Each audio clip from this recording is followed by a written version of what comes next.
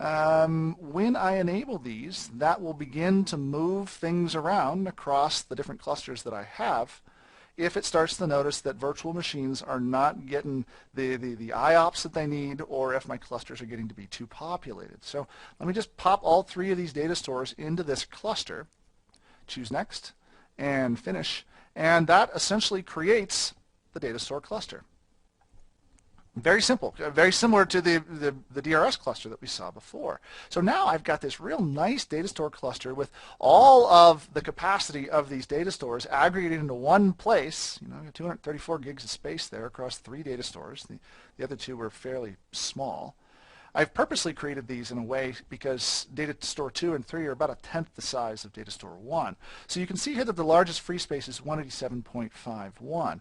Now when I create that cluster, just like before, there are going to be some settings I have to also be aware of. Okay, here are my advanced options if I wanted to. I skipped over those earlier. What I'm looking for here is the scheduling. Okay, when do I actually want to schedule SDRS to do settings changes? In the middle of the night is when a lot of this stuff can happen. And the reason for this is because, remember, a vMotion takes just a minute or two, maybe a little bit more.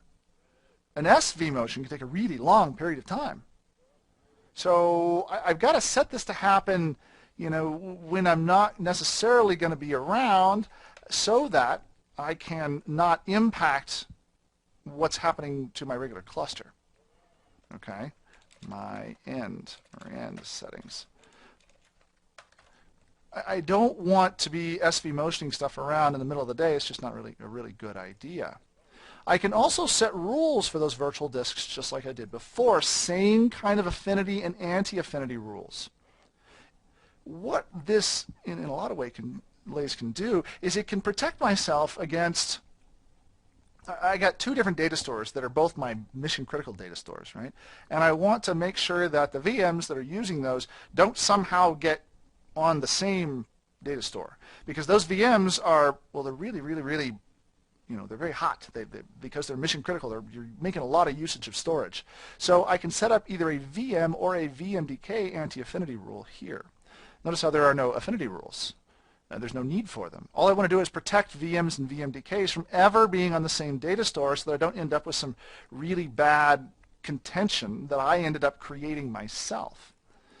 Lastly is the same thing. Do I want to keep those VMDKs together or separate them apart? I can do so here. This has to do with, well, the virtual machines, the VMDKs for the virtual machines.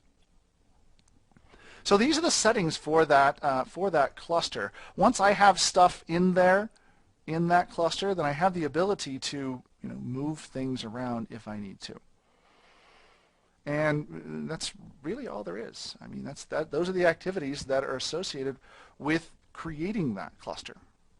So what have we talked about in this nugget? We have talked about all of the extra stuff that layers on top of vMotion and SVMotion that relate to adding some intelligence, some automation to the vMotion, SVMotion activities. We talked about VMware clusters. We talked about how in order to set them up for HA and even for DNS or DRS, you have to be smart about that. You got to be real smart with how you build those resources. And we also talked about EVC, because you could create islands of vMotion capability to protect yourself against not being able to vMotion. And then we went through the process of creating a cluster and resource pools and adjusting the shares, reservations, and limits for resource pools, and how to monitor some of the behaviors and what those behaviors are, and also how to configure storage, DRS, and data store clusters. I hope this has been informative for you, and I'd like to thank you for viewing.